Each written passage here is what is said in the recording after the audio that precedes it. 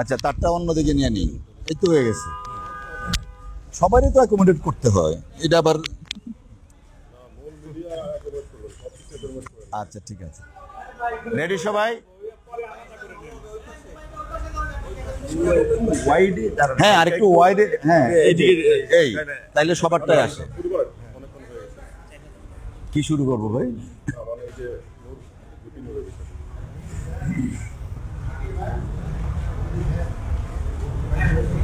আপনার একজন প্রশ্ন না করলে আমি কেমনে যাই?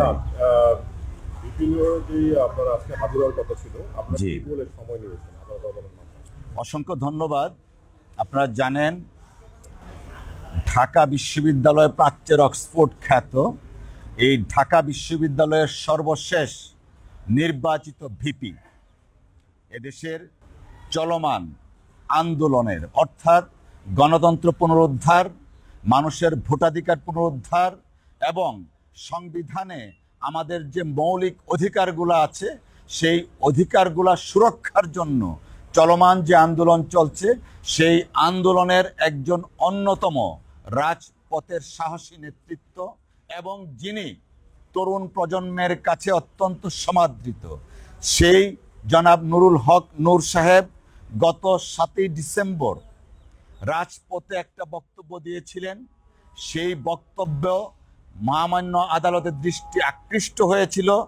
তৎপ্রেক্ষিতে গত 17ই ডিসেম্বর 2023 সনে ওনার উপর একটা রুল ইস্যু হয় এবং নূর সাহেবকে 17ই জানুয়ারি 2024 ইংরেজি তারিখে মহামান্য আদালতে উপস্থিত থাকার জন্য নির্দেশনা দেওয়া হয়। জনাব নূর সাহেব নির্বাচিত ভিপি ছিলেন এবং এদেশের মা মাটি মানুষের রাজনীতি করেন। ঠিক তেমনিভাবে তিনি আইন এবং আদালতের প্রতি বরাবরই শ্রদ্ধাশীল এবং সেই শ্রদ্ধা জায়গা থেকে তিনি মহামান্য আদালতের নির্দেশনার প্রেক্ষিতে তিনি 17ই জানুয়ারি আদালতে উপস্থিত ছিলেন। পরবর্তীতে আবারও আদালত নির্দেশনা দিয়েছিলেন 15ই ফেব্রুয়ারি ওনাকে উপস্থিত থাকার জন্য এবং ব্যাখ্যা দেওয়ার জন্য। আমরা নূর সাহেব আবারও মহামান্য আদালতের নির্দেশনাকে শিরোধার্য মনে করে 15 তারিখে তিনি সশরীরে আদালতে উপস্থিত ছিলেন। তৎপ্রেক্ষিতে আজকে অর্থাৎ 30শে এপ্রিল পুনরায় শুনানির জন্য ধার্য ছিল। আপনারা জানেন এই মামলায় এঙ্গেজড লয়ার আছেন বাংলাদেশের সাবেক অ্যাটর্নি জেনারেল সিনিয়র অ্যাডভোকেট এজে মোহাম্মদ আলী সাহেব। তিনি বর্তমানে বিদেশে অবস্থানরত আছেন চিকিৎসার্থে। আমরা মহামান্য আদালতের কাছে সময়ের প্রার্থনা করেছি, যেহেতু এই মামলার সিনিয়র অ্যাডভোকেট জনাব এজে মোহাম্মদ আলী বিদেশে রয়েছেন।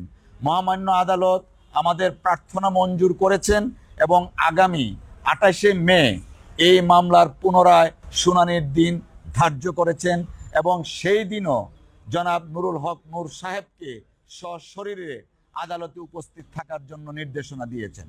অসংখ্য ধন্যবাদ। ভাই, আমরা একটু ভিন্ন